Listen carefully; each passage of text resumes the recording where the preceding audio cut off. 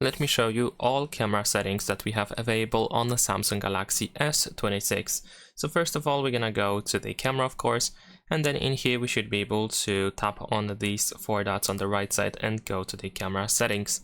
Now here in the camera settings, first we have intelligent features such as scanning, where we can scan documents, scan texts, and scan QR codes.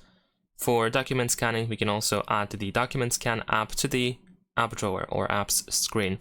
We can also choose the default resolution scan as well.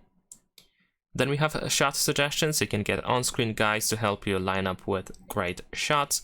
We have a photo enhancer, so you can improve the quality of photos, or you can choose to prioritize the quality for your photos. Or if you prefer to quickly capture photos, then of course you can prioritize the speed instead. There is also the scene detection that automatically adjusts the color and contrast of photos to match the scene. And we have custom filters, but this is just an information about custom filters and just the fact that you can create them in the camera. Then over here we have the photo format, so you can enable the HEIF format in here, and also you can choose which format you want to use for the Pro mode, or what the format should be used for your photos when you take them. So of course you can save your photos in the JPEG format, RAW and the JPEG, or just the RAW format. Besides that, we can of course find the watermark, so you can easily turn it on and turn it off. And you can edit the watermark a little bit as well, like with the model name, the date, time, and the style. Besides these options, we can also find the motion photo settings, so you can adjust the motion capture range. We can toggle the audio feedback, what the sound should be, of course, and the timing, so when the picture is taken on or when the recording finishes, for the audio feedback, that is. Now, after that, we have some video settings, like the video format in here, so you can toggle HEVC or H.264 format. With HEVC selected, you can increase the bitrate for your videos, which is actually disabled by default. We have the HDR option and lock option as well, so you can, for example, use it for Pro video mode only, or you can also enable it for the video mode as well. Then we have the auto FPS setting, so you can use only 30 FPS videos only to record. Well, you can reduce the FPS to 30 when you want to record brighter videos in low light conditions. This is just like a optimization of the video, which is quite natural and quite obvious, especially if you use the video mode, or if you record videos in the night mode, or at night, generally speaking. This is what I'm trying to say, actually. And then we also have the video stabilization, which of course can be enabled and disabled in here. But of course, besides this video stabilization, there's also the shoot steady option in the video mode in here. Super steady, actually, not shoot steady, my bad.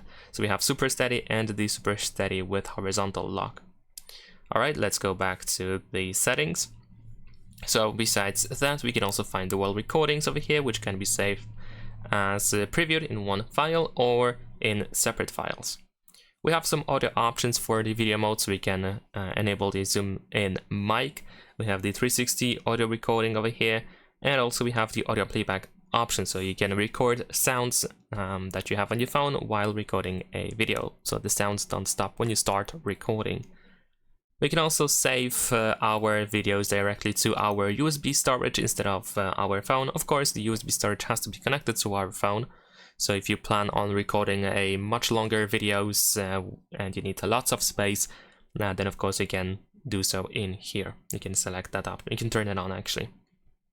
Then we have some general settings like the tracking autofocus. We have the composition guide section where you can enable grid lines and leveler. We have location tags, so you can save the information about the location where a photo is taken or where a video is recorded. We can also save selfies as previewed, so generally speaking, enable or disable the mirror effect for the selfie camera or front camera. We can also use the swipe up or swipe down gesture, and by default it is used to switch cameras or switch between cameras, so you can switch to the front or the back camera. And also we can change that to quickly open quick controls instead, or you can completely deactivate this gesture. Then we have shooting methods, and here we can find the functionality for volume buttons. You can decide what should happen when you use volume buttons. We have voice commands, at least in English. We have loading shutter button and the show palm gesture, so you can show your hand to the front camera in order to capture a photo without using the shutter button. Then we have settings to keep, so you can decide which options should be left as they are when you exit the camera, so when you return to the camera the next time, they are still set up as they were before.